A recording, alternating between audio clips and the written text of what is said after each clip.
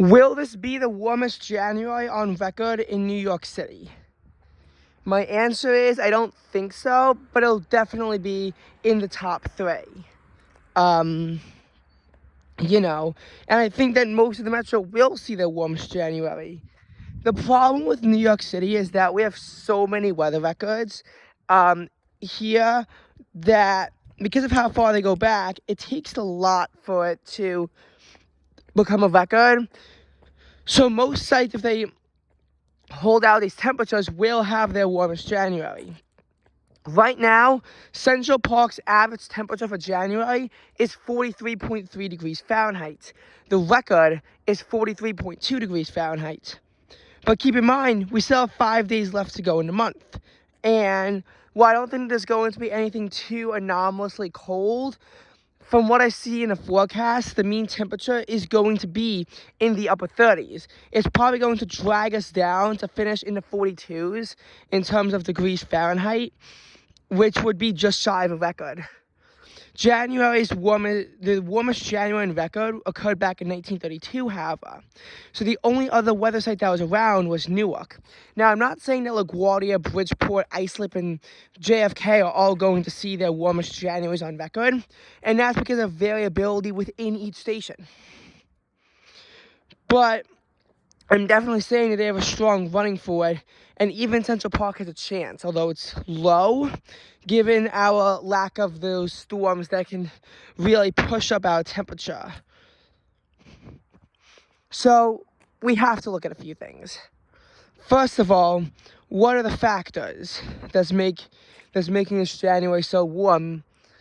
And second of all, how much would it take for us to see the warmest January on record? Well, so as you recall, December was a bit chillier than average at only 0.6 degrees below average.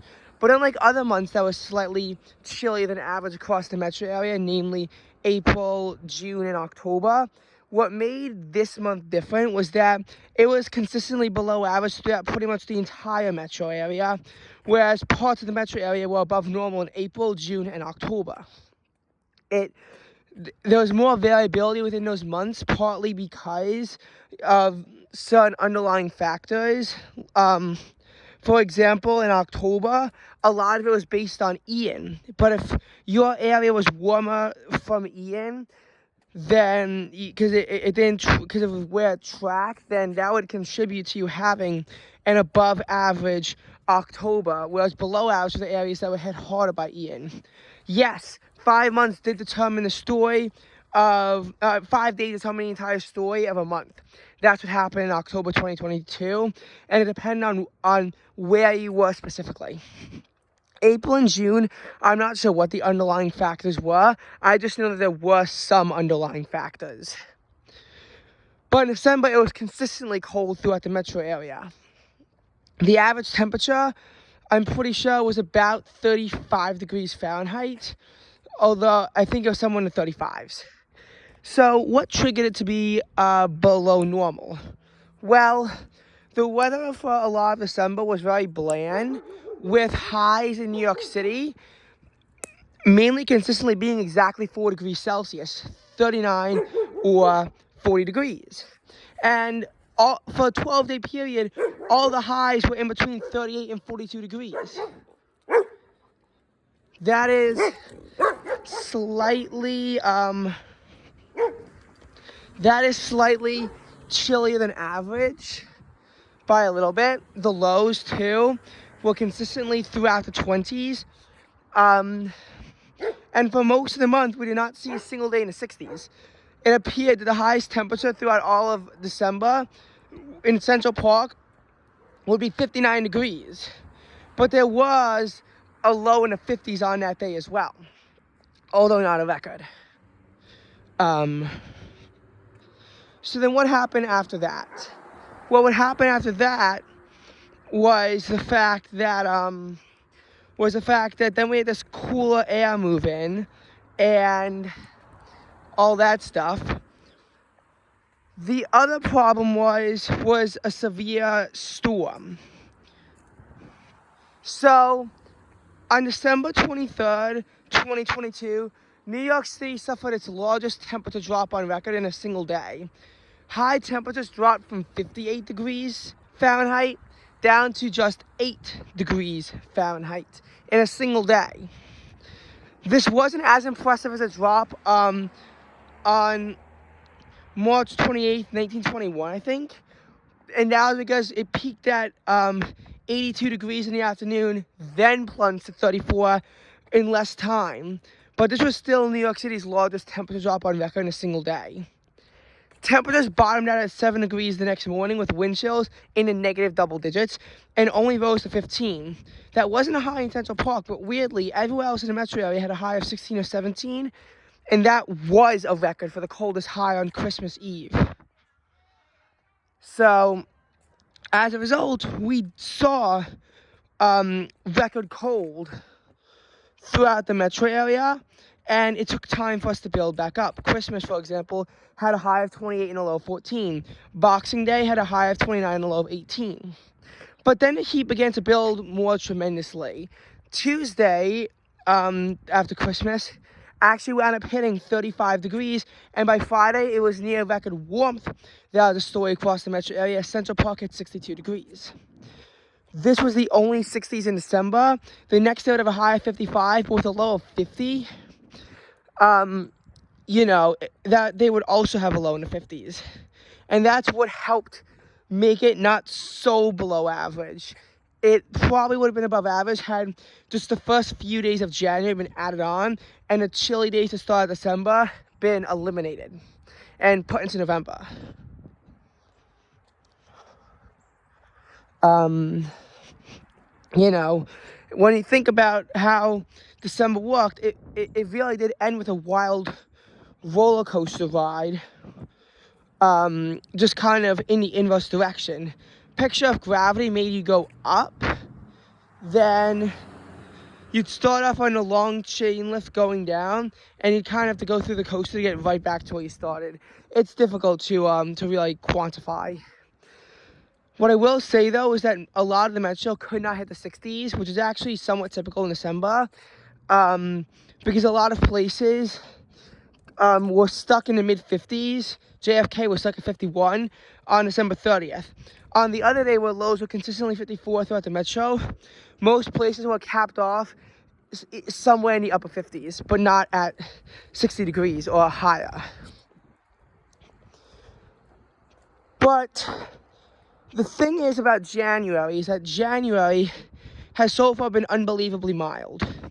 Not a single place in the New York metro area saw any measurable snow. In December, Central Park, which is where we say New York City is, and JFK, failed to see measurable snow, but LaGuardia, Newark, Bridgeport, and Islip all saw a very meager amount of measurable snow, but was still measurable. We think that our snow drought is going to end on February 1st or 2nd, and I hope that that's the case. Colder air will begin to make it easier for snow to stick around, however, so our chances of snow do tremendously increase in February. And it's not that hard to see why there's been no snow in January when you look at the temperatures. The entire metro area stayed above freezing for the first week in January. 66 degrees and mid-60s throughout the metro area on January 4th was a tied record. This is due to a severe storm making it warmer beforehand, but even after the storm passed, it was still above average. It also felt like a swamp with dew points in the upper 50s for most of the day, as temperatures tumbled through the 40s the next day. And this is after it already hit 50s pretty much every single day early on in January. It was actually nice weather to start off the new year. We actually started off the new year with nice weather. Now, January 8th tried its very hardest to get below freezing. And across most of the metro area, it was successful at getting below freezing. But Central Park held at 33 degrees, and some other parts of the metro area also failed to freeze. The first freeze in New York City proper itself was actually on January 14th, when it bottomed out at 31 degrees. So, 13 days of the year above freezing. Highly anomalous in January to see this many consecutive days above freezing. And on January 14th, while snow did fall, it was only in trace amounts. January 14th was also the only day of the month to have a below average high temperature in the upper 30s, but the low was warm enough to make the entire day average out above normal, and every other day has been above average. We haven't seen any of the days with a high in the 40s, and the chilliest it got in New York City at Central Park was 28. Parts of the metro area have remained above 29, and I think, is it LaGuardia, or I think it might be, stayed in the 30s or higher this entire January, not sure where it was. Meanwhile, the chilliest it got in the metro in Islip and maybe Bridgeport was still 26 degrees. That's still kind of warm, especially for your lowest temperature, especially in a month like January. 26 degrees is normally your chilliest reading in like November, not January.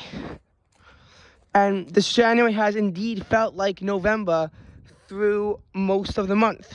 You know, you take your ups and downs, but really you average it out. This month would kind of fit in as a November, although it'd still be below average if it was to become one. But I don't think it's going to set a record, alas, despite all of this. While we are 0.1 degrees above the record right now, throughout the next few days, we're starting to see more freezes. I'm not necessarily saying they're going to get like below, down to the 20s, but we are seeing some freezes. Highs do seem to only want to hit the low 40s. These mean temperatures in the upper 30s. We can't handle them right now because we're too close to the record.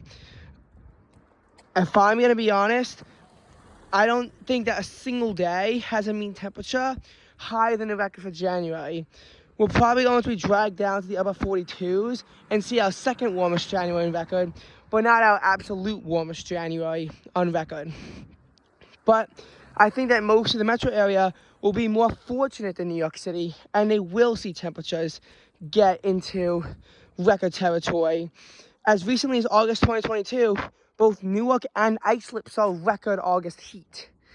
Central Park did not. It was the third warmest October in Central Park, behind 1980 and 2005 when both of the other metro sites were around. It was actually a full degree below the record with an average temp of 79.3. What made it record territory in Newark wasn't surprising. It was how searingly hot it got. And in Islip, well, Central Park had a high drag to the 70s on August 1st, when the whole metro area was, on August 13th, and on August 22nd. Islip was able to still hit the 80s on the 13th and 22nd, so that was what helped aim us, plus the fact that even Islip was anomalously warm. Usually it tends to be a little bit chillier, and they weren't. That helped us go above and beyond in August and hit record territory for our heat. As far as in October 2021, it was only the 6th warmest on record in Central Park. And while some data from warm October in Central Park wasn't enough for Newark, the warmest October 2017 was. Newark surpassed that to see their warmest October on record in 2017. So we're seeing this on all kinds of different angles as for these warmest months. So I have confidence that somewhere in the metro area we'll be seeing their warmest January on record. I just don't think Central Park is going to be it, where January's temperatures can hit those record high levels. I just don't think that, I think that there's going to be some records that come out of this January. I just don't think that's going to be that record in particular. All right. Now for some interesting weather tidbits. So, usually January is around 2 degrees colder than February is, about. However, the coldest February was February 1934, with mean temperatures of 19.9 degrees Fahrenheit, significantly colder than our coldest January in 1918, which had a mean temperature somewhere in the 21s, or maybe exactly 22.0 degrees Fahrenheit. That being said, unofficial records from January 1857 point out that that was our coldest month on record, with temperatures that were 19.6 degrees Fahrenheit. Unofficial records will also indicate that there was a day completely sub-zero in New York City, January 10th, 1859. Problem is, though, is that we really can't use these unofficial records because they're not official. Otherwise, we'd be talking more about that insane temperature drop in January 1810, for example. But we just can't talk about those because, again, of the fact that, it's just that we don't have official weather data for it. And if these events were to happen more recently, we have a lot more data on these events. But also climate change. In addition, the warmest February on record, 2018, had an average temperature somewhere, I think, like 42.0 or something like that. So the coldest January was warmer than the coldest February. Warmest January was warmer than the warmest February. So that's interesting. I heard that for several places, December 2015 was so anomalously warm. So record-breaking that was warmer than any March. I wanted to check it to see if that was true for New York City. To my surprise, it wasn't. March 1945 had an average temperature of 51.1 degrees Fahrenheit, and March 2012's average temperature was 50.9 degrees Fahrenheit. Warmer than the 50.8 that we saw in December 2015. Some parts of the metro area might have gotten more lucky. I don't know. I'd have to check. But it does seem that that we did in fact have some Marches warmer than our warmest December, despite how anomalous it actually was. So that's another tidbit that I thought you'd be interested in. I don't really know if there's that much other weather stuff that I found that's quite interesting on that kind of front. I mean, I know as far as coldest goes, there's a lot you can talk about, but like when March averages below freezing, which it actually has happened, where March averages out below freezing, it's very rare though. But I'll just leave that for you to decide.